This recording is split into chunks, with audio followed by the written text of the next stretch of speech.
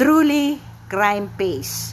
Nakita po natin kanina, narinig, at naramdaman po natin ng ating mga haka-haka noon na talagang ang mastermind ay si Bongbong Marcos according to Saldico. Ang mando po ay galing kay President Bongbong Marcos at imposible po na ang may mandato talaga si Romualdez. Kasi ano ang sabi ni Romualdez when Saldico validated, sabi niya, what Marcos Jr. wants, Marcos gets.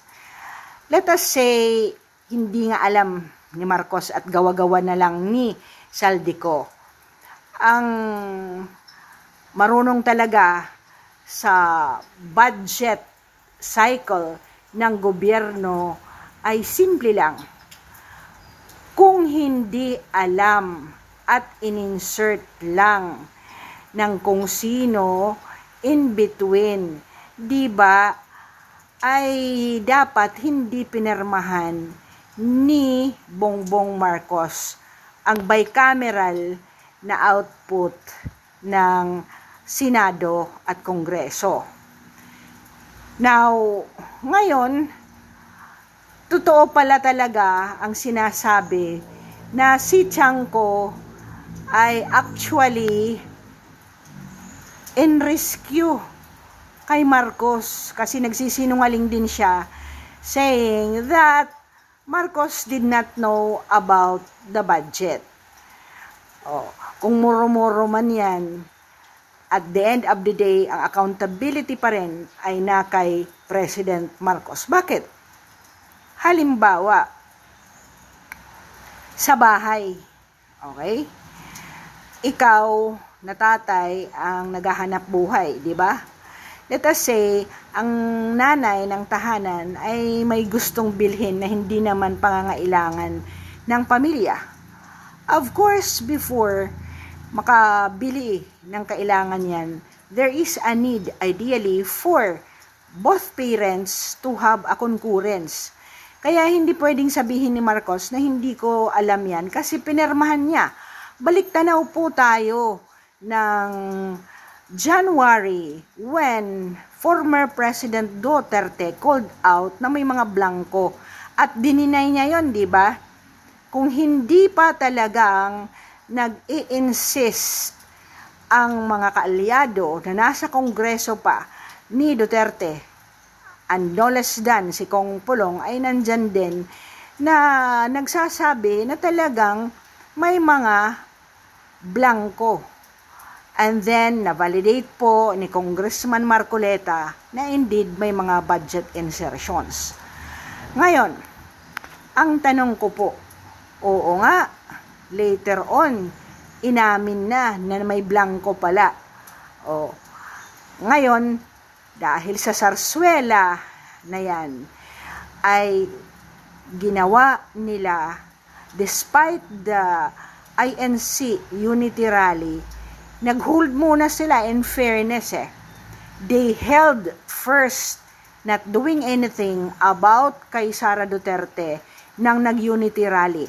But because nag-escalate po, hindi po tumigil ang Duterte group at ang Maisog Party ay nag-file ng kaso ng budget insertion at meron ding kaso na final ang separate na grupo doon sa ombudsman against kay Romualdez.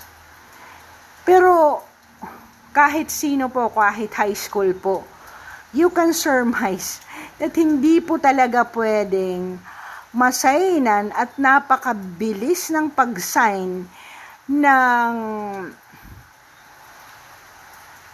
budget 2025 at hindi man lang nagdaan sa plenary para ulitin ulit o strike off ang dapat hindi kasama.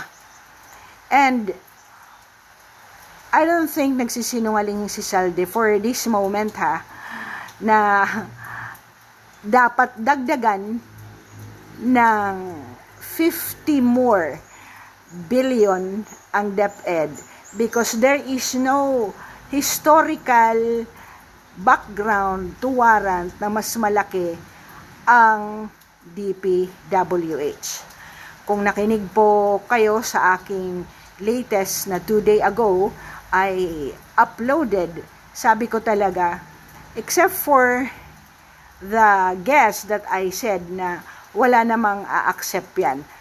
But indeed, ang kinatatakutan ni Marcos ay nangyari na ipagkakanulo siya ni Saldico, and dapat lang talaga si Saldico ay magsabi ng totoo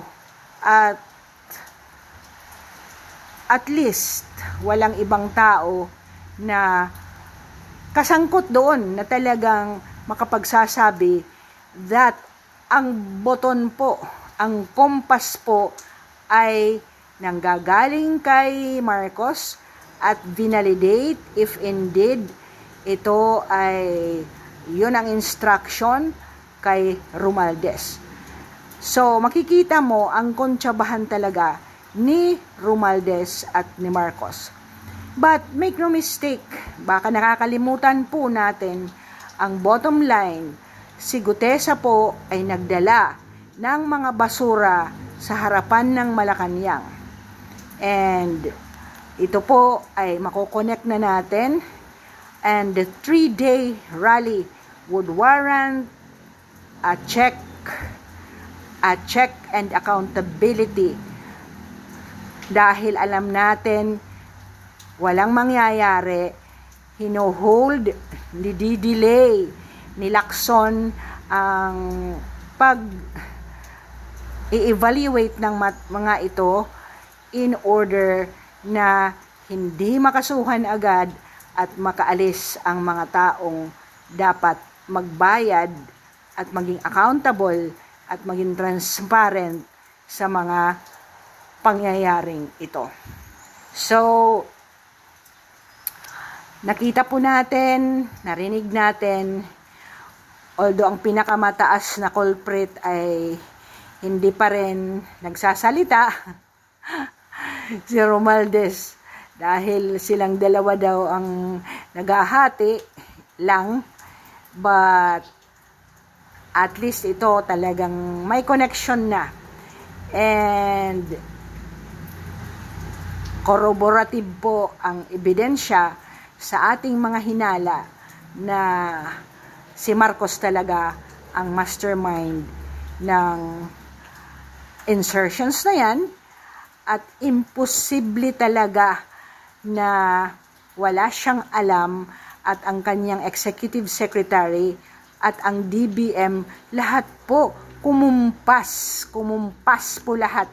Ang COA hindi nag-o-audit, ang DBM nag-release ng mga insertions at mga unprogrammed na kabadgetan.